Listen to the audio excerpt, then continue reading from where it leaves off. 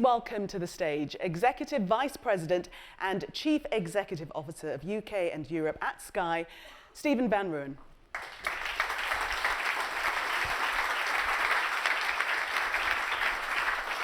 Hi, good morning everyone. Thank you, Gillian. I always find it a privilege to walk onto stage after David because my slides and everything I have to say seem entirely useless after he stood on the stage and envisioned the future. Look, hopefully today I'm going to be able to give you a couple of insights as to what's worked with us at Sky. It's great to be back at the Tech Summit and to see so many familiar faces here. And as I said at the breakfast earlier, a very warm welcome to everyone. So let's start with a cloud hovering high above the Sky campus, a visualization of the most frequently used words that you'd find at Sky throughout the day. I think one word would dominate that word, cloud, a word that excites with the promise of something new, something that signals change and improvement, and imbues a sense of progress and achievement. And that word, of course, given today, is innovation. Now, everyone out there, of course, I believe, has the potential to be an innovator. And we'll talk a little bit about it later. But what does innovation really mean? How do I see innovation? How do we see innovation? Look, in a moment, I'll offer you my definition in the context of the time that I've spent here at Sky. And later, I'll explain what I also think it is not. I'll talk about our innovation journey, and I'll explain over the past decade and a half, which has been transformative for us and our business. I'll also reflect on what I think goes into making a culture of innovation in a big organization. And I'll finish with some thoughts of innovating at scale and how it better enables us to adapt to the changes, to the landscape that David has talked about. So let's kick off. So simply, to me, innovation means new ways of doing things better. It's a word, of course, derived from the Latin novus, meaning new. And innovation has to be something fresh, something novel, something that hasn't been done before. But it has to do one more thing, in my opinion. It has to be, at its very essence, about improvement. 15 years ago, this month, in fact, we launched the Believe in Better advertising campaign, a familiar strapline to many of you, which we still use today. Reflected the fact, actually, that Sky is a company that's built on innovation. But it also told everyone, and this was important at that time, to all of our stakeholders, our people, and to the world at large, that we as an organization were changing. We're changing from a TV service provider to a multimedia company. We're about to embrace the opportunities that broadband offered and that telephony offered. And we were focused on transforming our business to greatly enhance our customers' lives even more. So I joined Sky the year before the campaign launched as the Director of Product Management and Product Marketing. And in 2006, Sky was essentially a single product company selling premium television in pretty much one country, the UK. It was the year that Sky launched its first high-definition TV service, the biggest leap in viewing experience since Sky launched the UK's first digital platform in 1998. It was also a year that Sky began to diversify into broadband, having acquired the internet service provider EasyNet, which proved to be an incredibly prescient move at the time. As Sky expanded, so too did my role, taking wider marketing and product responsibilities before becoming CEO of the UK in 2016 and CEO for European operations, including Sky Italia and Sky Deutschland in 2020. Throughout my decade and a half at Sky, I've led teams that have innovated and launched products that I think define today's business. They include, of course, Sky Plus HD, Sky Broadband, Sky On Demand, which was an early service on the Sky Plus HD platform, Sky Go, an offering that streamed channels and content to our customers while they're on the go. Now, a contract-free streaming TV platform, Sky Q, our award-winning TV platform delivering 4K UHD programming with HDR and Dolby Atmos, integrating channels, recordings, catch-up TV, and apps, all in one seamless interface. Sky Mobile, a move which saw us becoming a mobile virtual network operator.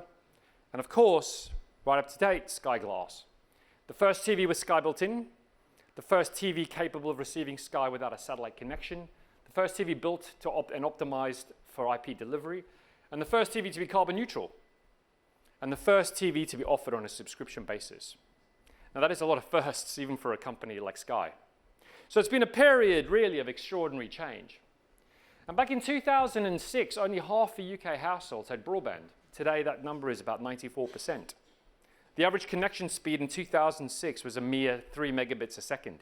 Today, it's 17 times that, with gigabit broadband available in 2/3 of UK homes. In 2006, the average broadband time spent using broadband was 1 hour and 20 minutes each day. It's nearly trebled today across smartphones, tablets, and computers. Streaming content to TVs adds a further 1 hour and 21 minutes. And that's before the impact, I think, of Sky Glass and all IP delivery will be taken into account. Back in 2006, only 1 adult in 3 owned an internet-enabled phone, and only half of them ever used it to go online. Most said there was no need, but it was before the rise of the mobile web, mobile apps, and of course, social media. Facebook had only just become available outside of colleges and high schools. Twitter had been hatched, but it was hardly known outside the United States. And incredible as it might sound, for Generation Zs out there, there's no such thing as Instagram, no Snapchat, no TikTok. It's kind of hard to think what we did all day, really. Today, the smartphone is the #1 internet access device, with UK users spending an average of 2 hours and 19 minutes on them. Anyone who has a teenager in the house will know that actually they spend a lot more time than that. My time at Sky has coincided with a transformative period for our business. We've successfully morphed, as Gillian said, from a TV company to a telco, to a streamer, to an award-winning content creator, to becoming Europe's leading media and entertainment company. And as well, of course, as that, becoming a technology company, designing and building our own software, hardware and solutions, maintaining and future-proofing our own networks, and innovating our market-leading products. We've built a state-of-the-art campus headquarters right here in Osterley. This building was brand new back in 2016 when we held our first tech summit. Another new building you may have noticed as you came in is the Innovation Center, which we completed just before the last tech summit in 2018. Since the last summer, we're proud to become also part of Comcast NBC Universal, the global media and technology company. And now Comcast and Sky, I think, are an incredibly powerful combination. We have 75 million customers operating on a global tech and operating system. We have 5 billion streams a week. We have over 15 billion voice commands, intelligent voice commands on our intelligent voice platform being conducted a year. And innovation, we spend $9 billion on new products and services across Europe, the UK, and the US. Sky is making a massive contribution, I think, too, to Comcast's product innovation. The streaming platform we devised for now provided the basis of NBC Universal's platform, Peacock, which is its streaming service. And now Peacock platform is being used to launch Sky Showtime, which will take Sky, NBC Universal, and Paramount into 20 new European markets over the next number of months. So what have I learned about innovation over that incredible period of transformative change?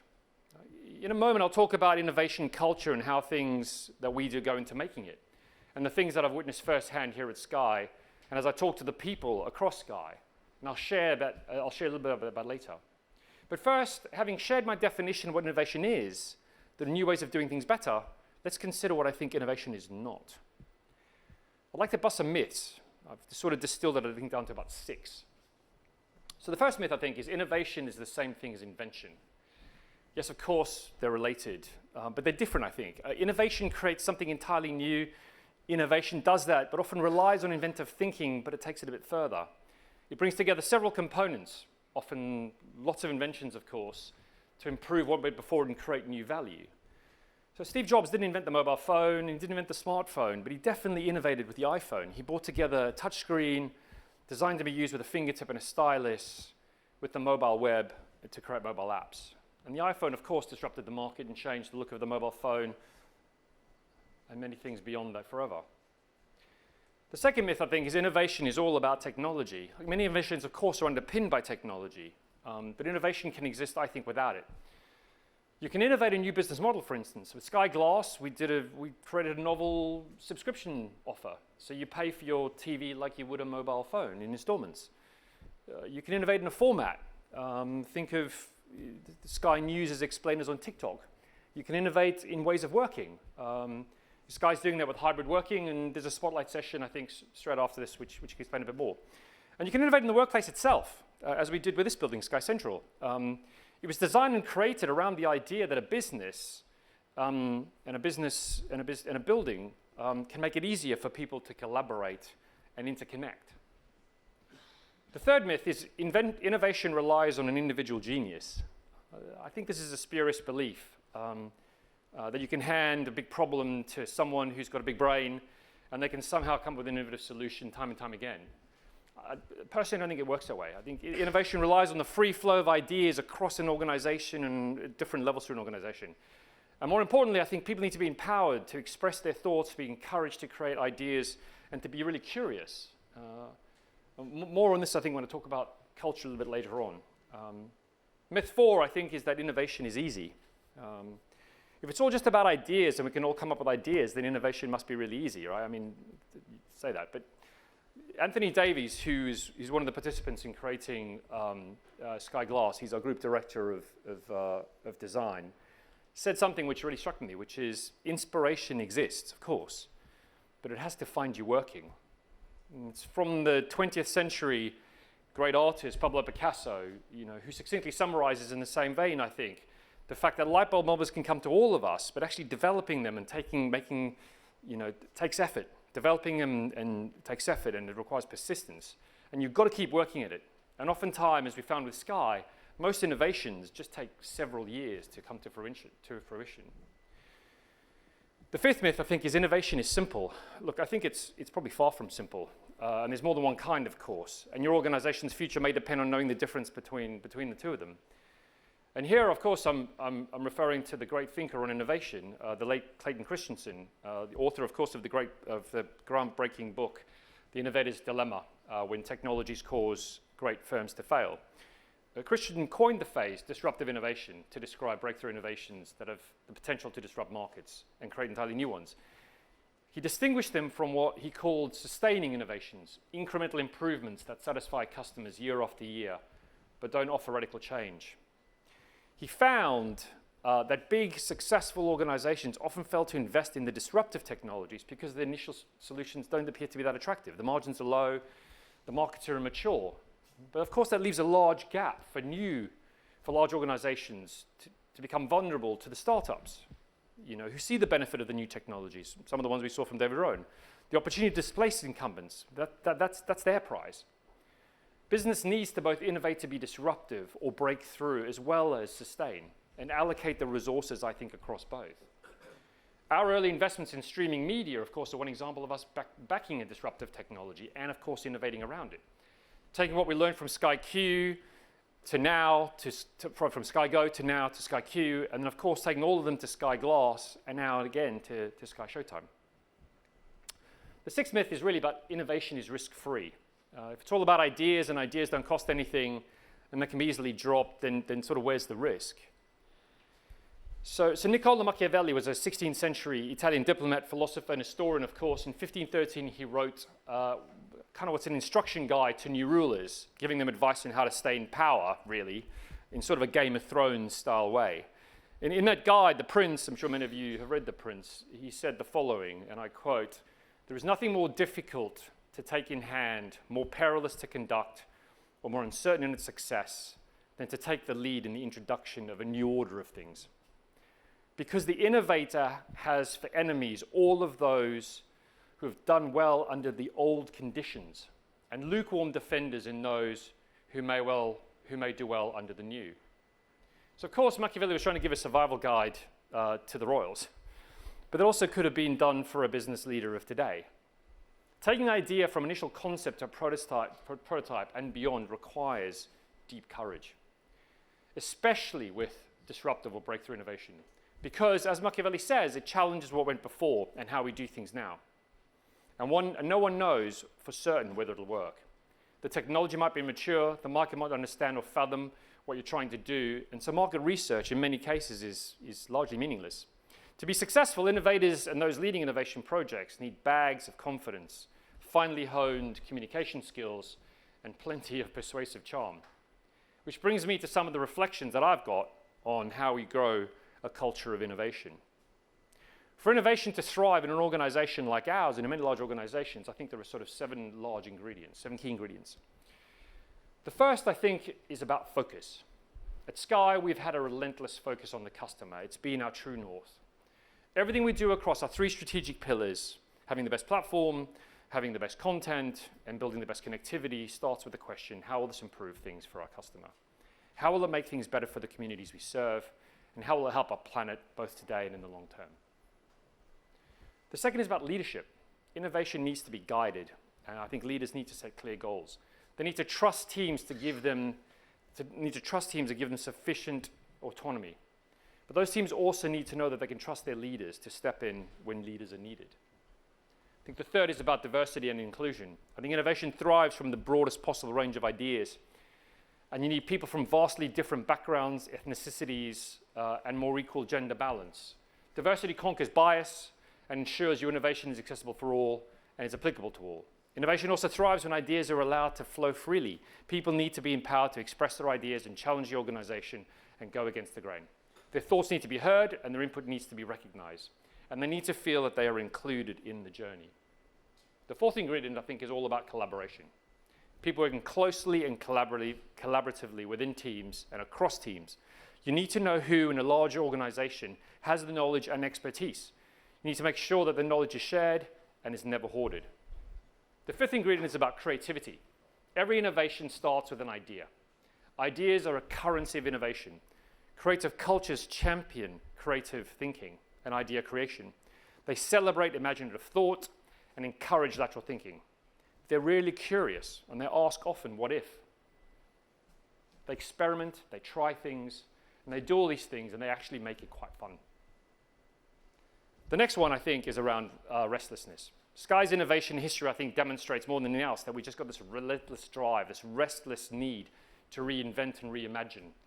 We never really stand still. We never accept the status quo. That's emblazoned in believing better. Always move forward. Always think about building a slightly better tomorrow. The seventh and final ingredient is willingness to take risks. As I mentioned earlier, innovation requires courage because it's not without risks. At Sky, we take appropriate risks with emerging technologies and we find ways to use them to solve our problems.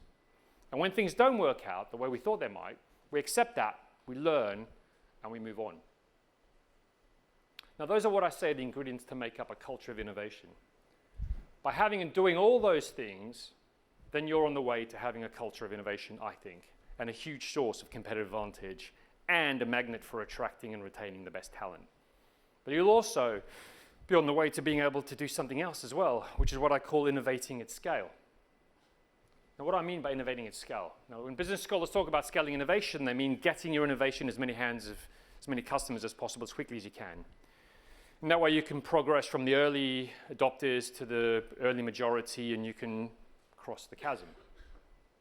Yeah, of course, scaling innovation is incredibly important. When I refer to innovating at scale, I mean having processes in place that allow you to replicate successful innovation, taking the learnings from one innovation project and applying them to another, and doing this across several projects at the same time. Having a culture of innovation is critical here. It's how you make innovation part of the muscle memory of your organization. Having a culture of innovation will allow you to do one more thing, of course, which is create an adaptive organization. And adaptive organizations have a culture and process that allow them to respond to the constant changes in their environment, like we have in the media industry. And there's a link here, of course, to Charles Darwin's theory of evolution and natural selection. It's not the most intellectual of the species that survives or the strongest. It's the one that's best able to adapt to the changing environment. So those are my thoughts on innovation. There's just one more thing, and it's going to sound a bit like Detective Columbo, and there's a soft pitch here for watching it on Peacock for those of you who haven't seen it. Innovation is continuous.